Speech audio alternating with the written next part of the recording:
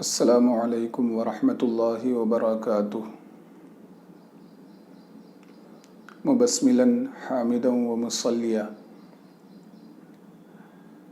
سلسلہ درس بلاغت کے اندر علم معانی کا بیان چل رہا تھا اور یہ بتایا گیا تھا کہ علم معانی کے 8 ابواب ہیں اور ایک خاتمہ ہے۔ 8 ابواب میں سے 2 ابواب کا بیان مکمل ہو گیا۔ آج انشاءاللہ تیسرا باب یعنی تقدیم اور تاخیر کا بیان پڑھیں گے۔ یہ تقدیم اور تاخیر کیا ہے؟ مقدم کرنا اور مؤخر کرنا، یہ کیا ہے؟ دراصل ہم جو الفاظ اپنی زبان سے ادا کرتے ہیں، جو آواز ہماری زبان سے نکلتی ہے، یہ الفاظ من حیث الالفاظ ایک طرح ہے۔ ہم جو لفظ بھی بولیں وہ سارے کے سارے الفاظ ایک جیسے ہیں، لیکن ان میں سے بعض کو مقدم اور بعض کو مؤخر کر دیا۔ ایسا کیوں؟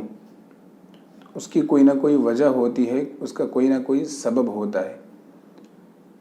جیسے اس کی واضح مثال لیں کہ درس شروع ہوا تو اس کی شروعات ہوئی مبسملا حامدا ومصلیا، تو مبسملا پہلے ذکر کیا گیا، حامدا بعد میں درمیان میں، اور اس کے بعد مصلیا لاسٹ میں آخر میں۔ ایسا کیوں؟ تو اس کا بھی کوئی خاص سبب ہوتا ہے۔ تو من حیث اللفظ، جو ہماری زبان سے آواز نکلی، آواز نکلنے کے اعتبار سے یہ تینوں کے تینوں لفظ من حیث اللفظ برابر ہیں۔ ان میں بالذات ایک کو مقدم کرنا اور دوسرے کو مؤخر کرنا ایسا نہیں ہو سکتا۔ ہاں، کوئی سبب ہوگا جس کی بنیاد پر ایک کو مقدم کیا گیا، دوسرے کو مؤخر کیا گیا۔ کوئی مقتضی ہوگا جو اس بات کا تقاضا کرے گا کہ ہاں ایک کو مقدم کیا جائے اور ایک کو مؤخر کیا جائے۔ تو اسی طرح ہم جتنے بھی الفاظ ادا کریں من حیث اللفظ، اس میں اس کی کسی اور جہت پر غور کیے بغیر لفظ کی حیثیت پر غور کریں کہ بحیثیت آواز، منہ سے نکلنے والی آواز، اس حیثیت پر غور کریں تو ہم دیکھیں گے کہ سب کے سب جتنے بھی الفاظ ہیں سب کے سب وہ اپنے برابر درجے میں ہیں۔ کسی کو ایک دوسرے پر فوقیت اور برتری حاصل نہیں کہ ایک کو ہم مقدم کر دیں اور ایک کو مؤخر کر دیں۔ ہاں، کوئی سبب ہوتا ہے جس سبب کی بنیاد پر ایک کو مقدم کر دیا جاتا ہے اور دوسرے کو مؤخر کر دیا جاتا ہے۔ ٹھیک ہے؟ یعنی متکلم جب اپنے کلام کو پیش کرے گا تو اس کا جو حصہ کلام ہے، اس کے کلام کی جو اجزاء ہیں، بعض اجزاء پر مقدم اور بعض سے مؤخر ہوں گے۔ ٹھیک ہے؟ اب کس کو متکلم مقدم کرے اور کس کو مؤخر کرے، اس کے کچھ اسباب بیان ہوں گے، وہ بتایا جائے گا۔ ٹھیک ہے؟ پہلے اتنا دیکھ لیں، پھر آگے انشاءاللہ۔ الباب الثالث فی التقدیم والتاخیر، تیسرا باب تقدیم اور تاخیر کے بیان میں ہے۔ تقدیم اور تاخیر کے بیان میں، مقدم اور مؤخر کرنے کے بیان میں۔ من المعلوم انہ لا يمکن النطق باجزاء الکلام دفعۃ واحدہ، یہ بات معلوم ہے کہ کلام کے اجزاء کا ایک ہی دفعہ، ایک ہی مرتبہ میں تکلم کرنا ممکن نہیں۔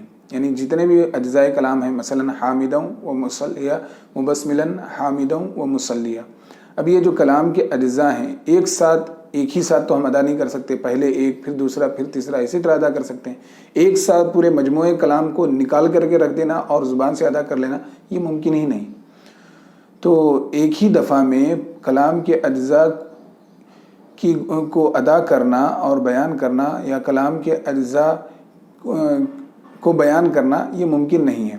بل لا بد من تقدیم بعض الاجزاء و تاخیر البعض، بلکہ بعض اجزاء کی تقدیم اور بعض کی تاخیر ضروری ہے۔ ولیس شیء منہا، اور اجزاء میں سے کوئی بھی فی نفسہ بالذات، لیس اولا، لیس شیء منہا، ہاں ضمیر کا مرجع اجزاء، اجزائے کلام میں سے کوئی بھی بالذات لیس اولا بالتقدیم من الآخر، یہ جو لیس ہے اس کی خبر، لیس اولا بالتقدم من الآخر، کہ ان اجزاء میں سے کسی کو بھی بالذات دوسرے پر تقدم حاصل نہیں ہے. لیسا اولا، وہ اولا نہیں ہے، وہ اس لائق تقدم کے زیادہ لائق نہیں ہے دوسرے سے. یعنی ایسا نہیں کہ ایک کو مقدم کر دیں اور دوسرے کو مؤخر کر دیں. من حیث الالفاظ سب کے سب برابر ہیں، تو کسی کو بھی بعض اجزاء کو بعض اجزاء پر کوئی برتری اور کوئی فوقیت اور کوئی تقدم حاصل نہیں ہے. ترجمہ یوں کریں کہ اجزاء میں سے کسی کو بھی بالذات دوسرے سے تقدم کا حق حاصل نہیں ہے. ٹھیک ہے، اولا زیادہ لائق نہیں ہے، زیادہ حقدار نہیں ہے. ٹھیک ہے، کیوں ایسا نہیں ہے کہ بعض کو بعض پر مقدم کیوں نہیں کر سکتے؟ لاشتراکی جمیع الالفاظ من حیث ہی الفاظ فی درجۃ الاعتبار، کہ درجہ اعتبار میں من حیث الالفاظ سب کے سب برابر ہیں. لاشتراکی جمیع الالفاظ، اس لیے کہ تمام کے تمام الفاظ کیا ہیں؟ مشترک ہیں، برابر ہیں. من حیث ہی الفاظ، الفاظ ہونے کی حیثیت سے، فی درجۃ الاعتبار، اعتبار کے درجے میں. ٹھیک ہے، فلا بد من تقدیم ھذا علی ذالک من داع یوجبہ، تو علی ھذا من تقدیم ھذا، ھذا کا ترجمہ یہ ہے اور ذالک کا وہ، لیکن یہاں پر کریں ایک اور دو.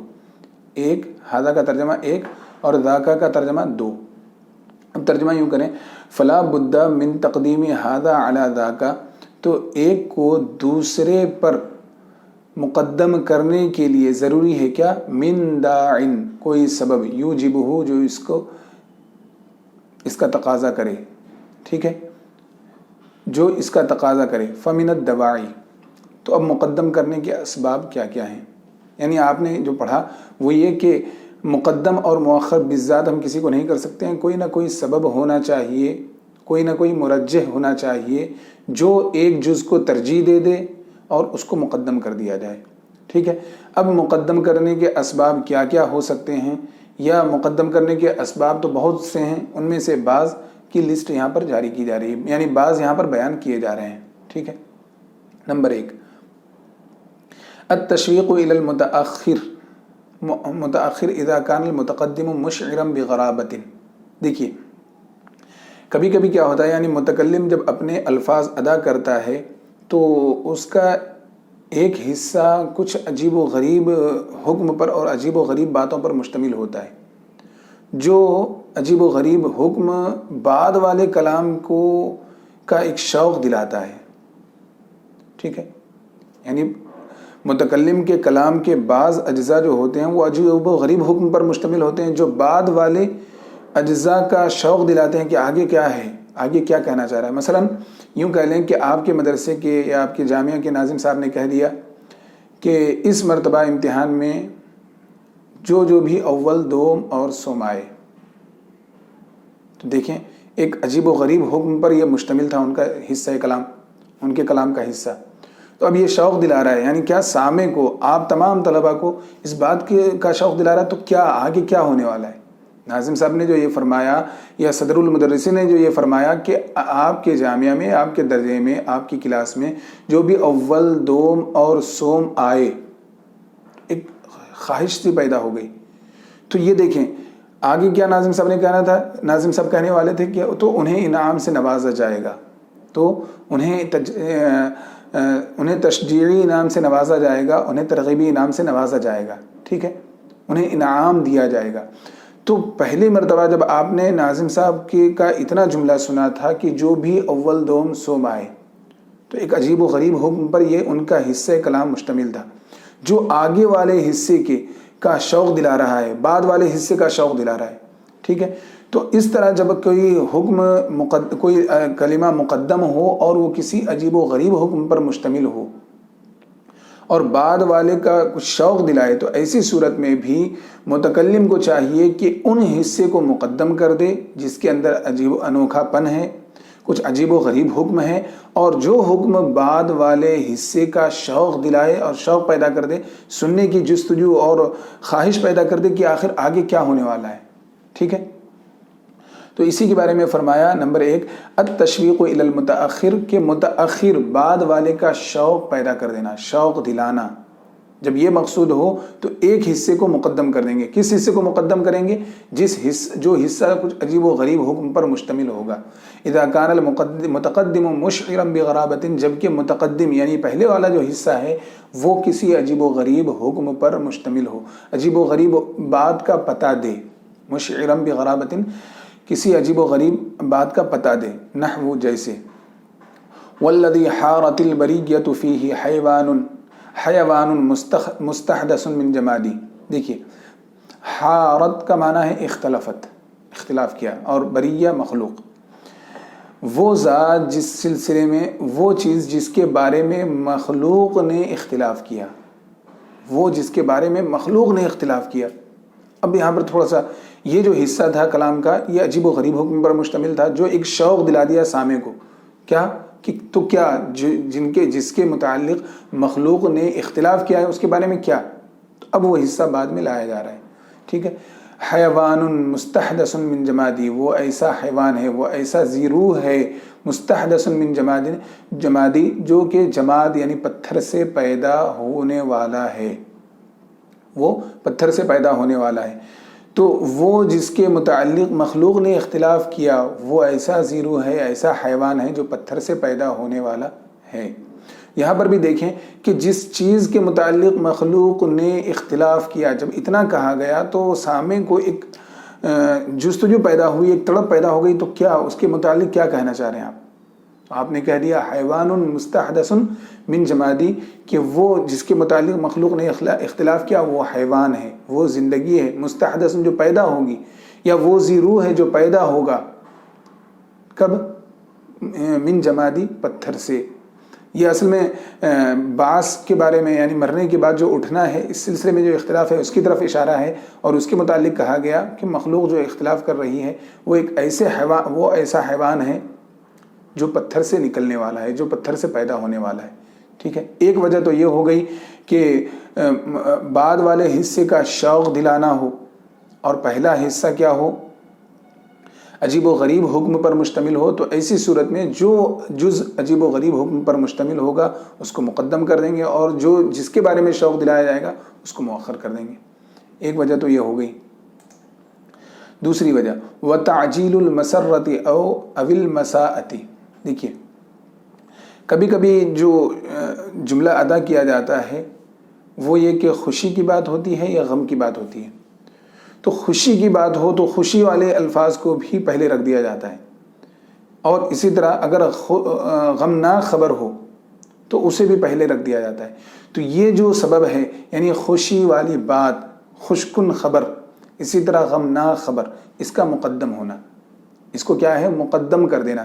یعنی کہیں پر بھی آپ کوئی جملہ ادا کرنا چاہیں اور اگر کوئی خوشکن خبر ہو یا غمناک خبر ہو تو ان الفاظ کو، کلام کے اس حصے کو جس کے اندر خوشی یا جس کے اندر غمی ہو اس کو آپ پہلے رکھ دیں. ٹھیک ہے. یہ پہلے مقدم کرنے کا ایک سبب یہ بھی ہے. وتعجیل المسرۃ، خوشکن بات کو یا خوشی کو جلدی پیش کرنا، جلدی لانا. او المساءۃ، یا غم کی بات کو پہلے لا لینا. جیسے العفو عنک صدر به الآمر او القصاص حکم به القاضی او القصاص حکم به القاضی. ٹھیک ہے. دیکھیے خوشی کو جلدی پیش کر دینا یا غم کو جلدی پیش کر دینا. جیسے العفو عنک، آپ کے متعلق عفو درگزر، یعنی آپ کی معافی کا پروانہ صدر به الآمر، حاکم نے صادر کر دیا ہے. تو اصل بتانا کیا ہے کہ معافی کا پروانہ، سامنے والا سامع جو تھا کسی معاملے میں قصوروار تھا اور مجرم تھا. اب جب یہ کہا گیا کہ آپ کی معافی کا پروانہ، تو اس کے دل میں خوشی والی جو بات تھی وہ پہلے رکھ دی گئی. ٹھیک ہے. اب اس کے بعد پھر پوری بات کی گئی کہ صدر به الآمر، حاکم نے اس بات کا فیصلہ کر دیا، یعنی آپ کی خوشی کا پروانہ جاری کر دیا ہے. اسی طرح او القصاص، او القصاص حکم به القاضی، یا یہ کہ قصاص کا قاضی نے فیصلہ کر دیا ہے.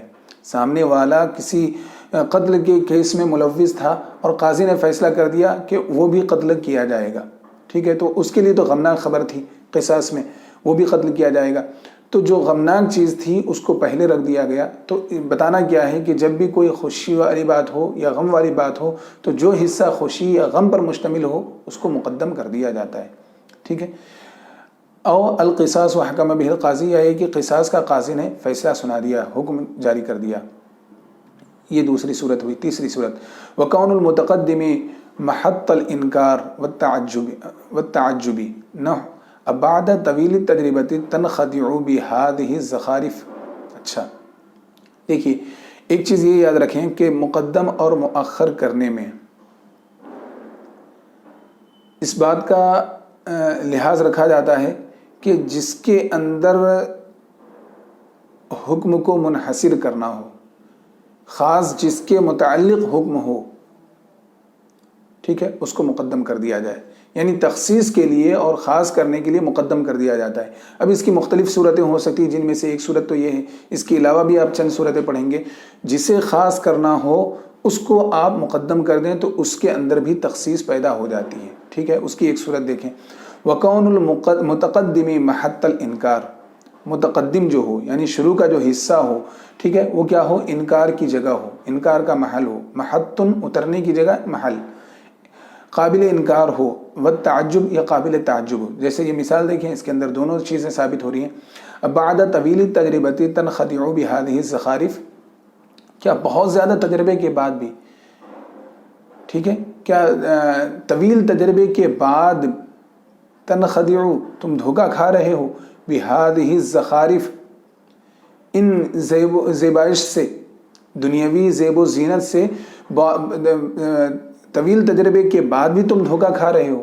تو دیکھیں اس جملے کے اندر دراصل تعجب اس بات دھوکہ کھانے پر تعجب نہیں ہے، بلکہ بہت زیادہ تجربے کے بعد بھی، بہت زیادہ تجربے کے بعد دھوکہ کھانے پر تعجب ہے، مطلقاً دھوکہ کھانے پر تعجب نہیں ہے۔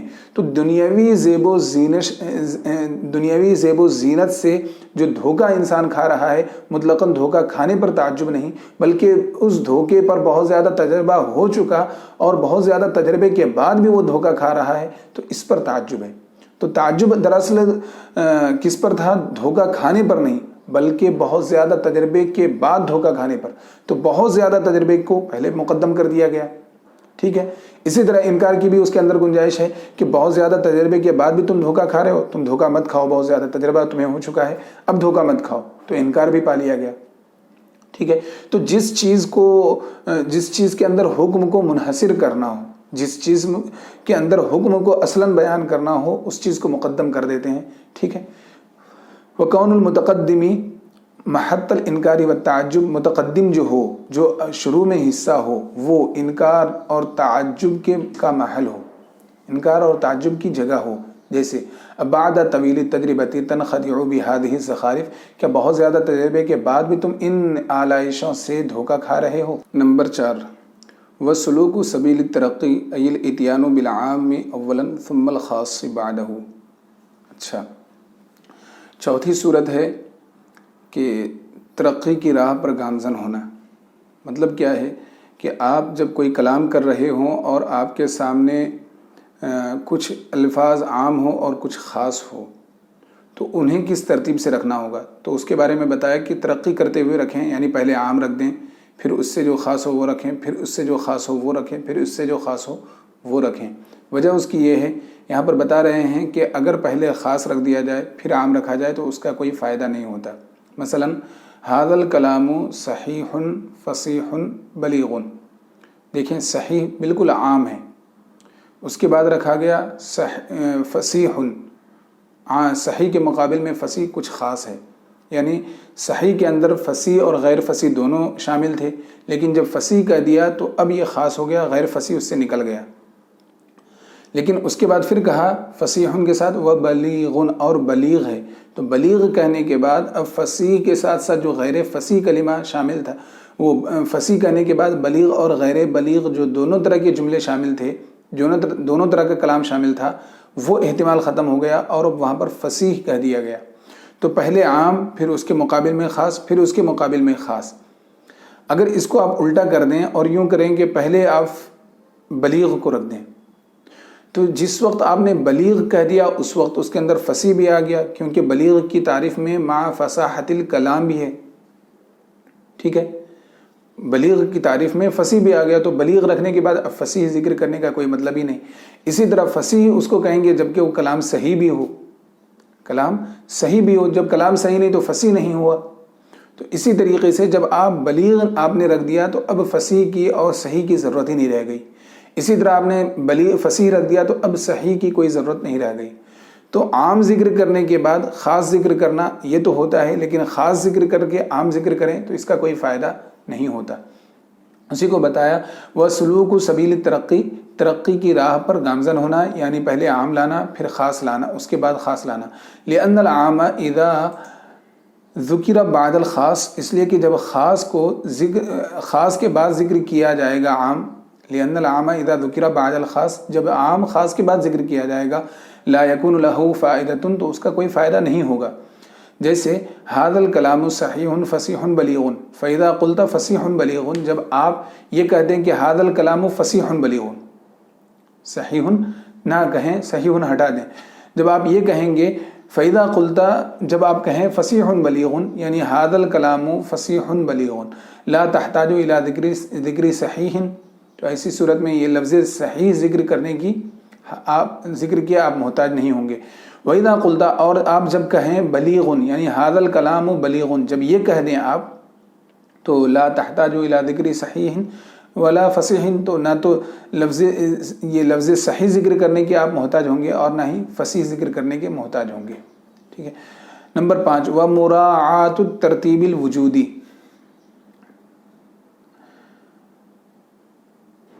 ترتیب وجودی کی رعایت کرنا. یعنی آپ کوئی ایسی بات پیش کرنا چاہ رہے ہوں جس کی ترتیب ایک ساتھ نہیں ہوئی، جس کی مطلب جس کا وجود ایک ساتھ نہیں ہوا بلکہ بالترتیب ہوا، تو ایسی صورت میں جو وجود میں جو پہلے ہے آپ ترتیب کے اندر بھی اس کو پہلے رکھیں. مثلا یوں دیکھیں کہ سونے والے کو پہلے اونگ آتی ہے پھر نیند آتی ہے، تو اگر ذکر کرنا ہو تو پہلے اونگ کو ذکر کریں پھر نیند کو ذکر کریں.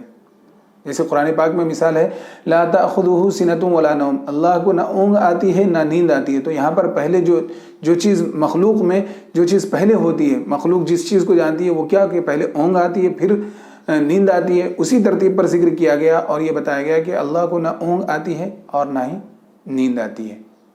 نمبر 6 والنص على عموم السلب او سلب العموم فالاول يكون بتقدیم ادات العموم على ادات النفی.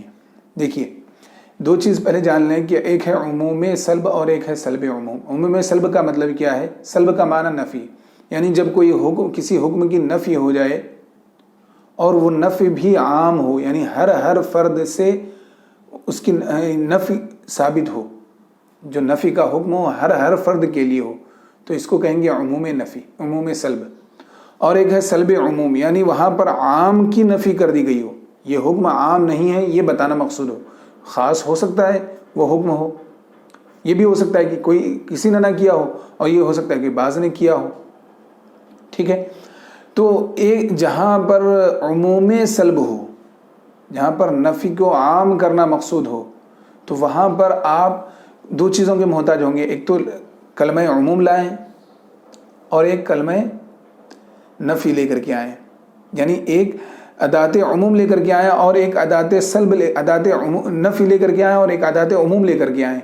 لیکن پہلے کس کو آپ رکھیں گے؟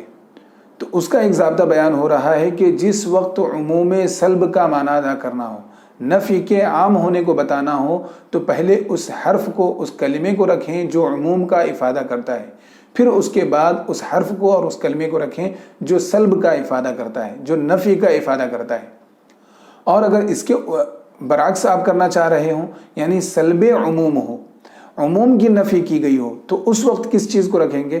تو اس وقت پہلے آپ حرف نفی کو رکھیے، اس کے بعد ادات عموم کو رکھیے. ٹھیک ہے. تو یہ ایک ضابطہ بیان ہو گیا کہ جس وقت عموم سلب ہو تو پہلے حرف عموم کو پہلے رکھ دینا ہے، کلمہ عموم کو پہلے رکھنا ہے اور کلمہ نفی کو بعد میں رکھنا ہے. اور جس وقت سلب عموم ہو، عموم کی نفی کی گئی ہو، تو اس وقت حرف نفی، کلمہ نفی کو پہلے رکھیں اور کلمہ ادات کو بعد میں، کلمہ عموم کو بعد میں رکھیں. فالاول یعنی عموم سلب والی صورت، عموم سلب یکون یہ پائی جاتی، یہ ہوتا ہے بتقدیم ادات العموم علی ادات النفی، ادات عموم کو ادات نفی پر مقدم کر کے یہ چیز حاصل ہوتی ہے، ایسا ہوتا ہے۔ مثال دیکھیے، جیسے کل ذالک لم یکن، کل ذالک لم یکن، کہ ان میں سے ہر ایک کوئی بھی لم یکن نہیں ہوا ہے، نہ یہ ہوا نہ ہوا، کل ذالک ہر ایک لم یکن نہیں ہوا، اے لم یقع ھذا ولا ذاک، نہ یہ ہوا نہ وہ ہوا۔ تو بتانا کیا ہے کہ دیکھیں ادات عموم جو ہے وہ پہلے آ گیا اور ادات نفی جو ہے وہ بعد میں آیا، ٹھیک ہے، کلمہ عموم جو ہے وہ پہلے آ گیا اور کلمہ نفی جو ہے وہ بعد میں آیا۔ والثانی دوسری صورت یعنی سلب عموم والی صورت، ایک عام حکم ہے اس کی نفی کی گئی، عموم کی نفی کی گئی، خصوص کی نہیں، عام حکم عام نہیں ہے یہ بتانا ہے۔ مثال دیکھیے، والثانی بتقدیم ادات النفی علی ادات العموم، دوسری صورت ہوتی ہے یعنی نفی سلب عموم والی جو صورت ہوتی ہے یہ کس طور پر ہوگی، اس میں کیا کرنا ہوگا، ادات نفی کو ادات عموم کے اوپر مقدم کر کے دوسری صورت پائی جائے گی، دوسری صورت مکمل ہوگی۔ جیسے لم یکن کل ذالک، یہاں پر اصل آپ کو پہلے یہ دیکھنا ہے کہ ادات نفی جو ہے وہ پہلے ہے اور کل ذالک میں جو کل ہے ادات عموم وہ بعد میں ہے، وہ مؤخر ہے، ٹھیک ہے، یعنی اس کا مطلب کیا ہوا، لم یکن کل ذالک، اس میں ان میں سے ہر ایک نہیں ہوا، یا تو پورا ہی نہیں، یہ بتانا نہیں کہ پورا نہیں ہوا، ٹھیک ہے، یعنی ہر ایک نہیں ہوا، پورا نہیں ہوا، ہاں بعض ہوا یہ بھی ہو سکتا ہے اور بالکل نہ ہوا ہو یہ بھی ہو سکتا ہے، ٹھیک ہے۔ اچھا، یعنی بعض کے لیے حکم ہوا ہو یہ بھی ہو سکتا ہے، اور ہر فرد جتنے بھی افراد تھے ہر فرد سے نفی یہ بھی ہو سکتی ہے۔ مثال دیکھیے، لم یکن کل ذالک، ان میں سے ہر ایک نہیں ہوا، یعنی لم یکن کل ذالک یعنی ان میں سے ہر ایک نہیں ہوا، یعنی مجموع نہیں ہوا، فیحتمل ثبوت البعض، تو بعض کا ثبوت کا احتمال ہے، ویحتمل نفی کل فرد، اور ہر فرد کی نفی کا بھی احتمال ہے۔ اچھا، نمبر 7، وتقویۃ الحکم اذا کان الخبر فعلا نحو الہلال ظہر وذلک لتکرار الاسناد، جب آپ کوئی کلام رکھنا چاہیں اور کلام کرنا چاہیں اور وہاں پر حکم کے اندر پختگی پیدا کرنا چاہیں، تو ایسی صورت میں اچھا کلام کے دو اجزاء ہوں، ایک مسند الیہ اور ایک مسند، تو پہلے کس کو رکھیں گے آپ، ٹھیک ہے، تو پہلے مسند الیہ کو رکھ دیں، اور مسند فعل کی صورت میں ہو تو پہلے مسند الیہ کو رکھ دیں، اس سے حکم کے اندر پختگی پیدا ہو جائے گی۔ اس کو نحو کی اصطلاح میں کہیں تو مبتدا جملہ اسمیہ میں مبتدا کو آپ پہلے رکھ دیں، یعنی آپ کے پاس ایک فعل اور ایک فاعل ہے، ٹھیک ہے، ایک مسند اور ایک مسند الیہ ہے، اور جو مسند ہے وہ فعل کی صورت میں، تو مسند کو آپ بعد میں رکھ دیں اور جو مسند الیہ ہے اس کو مقدم کر دیں، اسم کو پہلے کر دیں، ٹھیک ہے۔ اس میں ہوگا کیا، مثلا ایک ہے جاء زید، ایک تو یہ صورت ہے، اور ایک دوسری صورت ہے زید جاء، تو زید جاء کہنے کی صورت میں حکم کے اندر پختگی پیدا ہو گئی۔ کیسے کہ ایک تو مجیت جاء جو بعد میں ہے اس کے اندر ایک ہوا ضمیر ہے، اس کی طرف اس فعل کی نسبت ہوئی، ایک نسبت تو وہاں ہے، پھر پوری فعل اور فاعل کی پورے جملے کی نسبت ہو گئی اب زید کی طرف، تو اس طرح زید کے آنے کے بارے میں دو نسبت پائی گئی، اس کے اندر حکم کے اندر پختگی پیدا ہو گئی۔ اگر ایک ہی حکم ایک ہی نسبت ہو جیسے جاء زیدن، تو اس کے اندر اتنی پختگی نہیں ہو سکتی جتنی پختگی کے زیدن جاء، یعنی جہاں پر دو نسبت ذکر کرنے کے بعد جتنی پختگی پیدا ہوگی اتنی ایک نسبت سے وہ پختگی حاصل نہیں ہو سکتی۔ وتقویۃ الحکم اذا کان الخبر فعلا، اور حکم کو پختہ کرنا جب کہ خبر فعل ہو، جیسے الہلال ظہر، چاند نکل گیا، وذالک لتکرار الاسناد، اور یہ اسناد کی تکرار سے ہوتا ہے۔ بتانے کا مقصد کیا تھا کہ جب آپ فعل اور فاعل ہو، یا یہ کہ ایک مسند اور مسند الیہ ہو، مسند فعل ہو، تو ایسی صورت میں اگر حکم میں تاکید پیدا کرنا ہو تو پہلے مسند الیہ رکھ دیں پھر مسند رکھیں، کیونکہ اس میں جو ہے وہ اسناد کی تکرار ہو جاتی ہے، اور تکرار کی بنیاد پر اس کے اندر پختگی پیدا ہو جاتی ہے۔ والتخصیص، اس کے بارے میں نے بتایا تھا کہ جس چیز کو خاص کرنا ہو اس کو بھی پہلے ذکر کر دیا جاتا ہے. جیسے ایاک نعبد، تیری ہی عبادت کرتے ہیں، ہم جو عبادت کرتے ہیں وہ صرف تیری عبادت کرتے ہیں. تو اللہ رب العزت کی بارگاہ میں جو عرض کیا جا رہا ہے ہم تیری ہی عبادت کرتے ہیں، تیری ہی عبادت کرتے ہیں، یہ خاص اور کسی کی نہیں. تو جب کوئی کام کسی کے لیے خاص ہو تو جس چیز کو خاص کرنا ہو اس کو پہلے کر دیا جاتا ہے، حصر کرنا ہو اس کو پہلے کر دیا جاتا ہے. اس کی جو ابھی پیچھے مثال گزری بھی تھی، ٹھیک ہے. والتخصیص، جیسے ما انا قلت، میں نے نہیں کہا، کسی اور نے کہا ہو تو کہا ہو، میں نے نہیں کہا. وَإِيَّاكَ نَعْبُدُ، اور ہم تیری ہی عبادت کرتے ہیں. نمبر 9، وَالْمُحَافَظَةُ عَلَى وَزَنٍ أَوْ سَجَعٍ، وزن اور سجا کی حفاظت اور رعایت کے لیے، وزن کی پابندی کرنے کے لیے اور سجا کی پابندی کرنے کے لیے، وزن اور سجا کی حفاظت کے لیے. وزن کی پابندی کی بنیاد پر بھی جو لفظ ایک لفظ کو مؤخر کر دیا جائے گا یا مقدم کر دیا جائے گا، ٹھیک ہے. اسی طرح سجا کی پابندی کے لیے بھی بعض کو مقدم اور بعض کو مؤخر کیا جاتا ہے. جس سے سجا کی پابندی ہو رہی ہو اس کو اس جگہ پر رکھیں اور اس کے آگے پیچھے دوسرے کو رکھیں، ٹھیک ہے. جیسے شعر کی مثال دیکھیں، وزن کی مثال، اذا نطق السفیہ فلا تجبہ فخیر من اجابتہ السکوت، جب بیوقوف کوئی بات بولے تو اس کا جواب نہ دو، بہتر ہے اس کے جواب دینے سے خاموشی. اصل عبارت یوں ہے، السکوت فالسکوت خیر من اجابتہ، خاموشی بہتر ہے اس کو جواب دینے سے. تو اس مثال کے اندر دیکھیں السکوت بعد میں لایا گیا، جبکہ آپ الفاظ میں کیا کر رہے ہیں کہ سکوت کو معنی میں آپ سکوت کو پہلے لا رہے ہیں، ٹھیک ہے، اور وہ مبتدا بھی ہے. لیکن چونکہ یہاں پر وزن کی رعایت کرنا ہے، اس کے آگے پیچھے کے اشعار ہو سکتا ہے اسی وزن پر ہوں، اس لیے وزن کی رعایت کرنے کے لیے السکوت کو بعد میں رکھ دیا گیا. اسی طرح دیکھیے والثانی، سجا کی رعایت، جیسے خذوہ فغلوہ ثم الجحیم صلوہ ثم فی سلسلۃ ذرعها 70 ذراعا فاسلکوہ، اس کو پکڑو، اس کو توڑ ڈالو، پھر دھکتی ہوئی آگ میں ڈال دو، پھر ایسی زنجیر میں اسے جکڑ دو جو فسلکو، پھر اس کو ایسی زنجیر میں جکڑ دو جس کی لمبائی چوڑائی کتنی ہے، 70 گز ہے، ٹھیک ہے. تو یہاں پر بھی دکھانا کیا ہے، خذوہ فغلوہ ثم الجحیم صلوہ، یعنی پہلے فعل آنا چاہیے تھا ثم صلوہ، پھر اس کو ڈال دو. مفعول فی کہاں ڈالنا ہے، الجحیم، جہنم میں، دہکتی ہوئی آگ میں. لیکن یہاں پر چونکہ اس کی رعایت کرنا مقصود تھا، خذوہ فغلوہ صلوہ، اس لیے اس کو بعد میں رکھا گیا. اسی طرح فاسلکوہ فی سلسلۃ ذرعها 70 ذراعا، یوں عبارت آنی تھی لیکن فاسلکوہ بعد میں آیا اور اس کے پہلے کا حصہ پہلے آ گیا. کیوں اس کو بعد میں کیوں کیا، سجا کی رعایت کرنے کے لیے اس کو بعد میں کر دیا اور بقیہ کو پہلے کر دیا، بات مکمل ہو گئی. یہاں پر ایک بات یہ بتا رہے ہیں کہ آپ نے جو اسباب پڑھے وہ اسباب صرف اسباب تقدیم تھے، یعنی تقدیم کے مقدم کرنے کے تو اسباب ذکر کیے گئے، مؤخر کرنے کے اسباب ذکر نہیں کیے گئے، اور بیان مکمل ہو گیا. اس کے بارے میں بتاتے ہیں کہ جب آپ یہ جو مقدم اور مؤخر ہے یہ متلازم ہے، یعنی جہاں پر مقدم ہوگا تو وہ کسی کی طرف نسبت کرتے ہوئے مقدم ہوگا، اس کا مؤخر بھی ہوگا.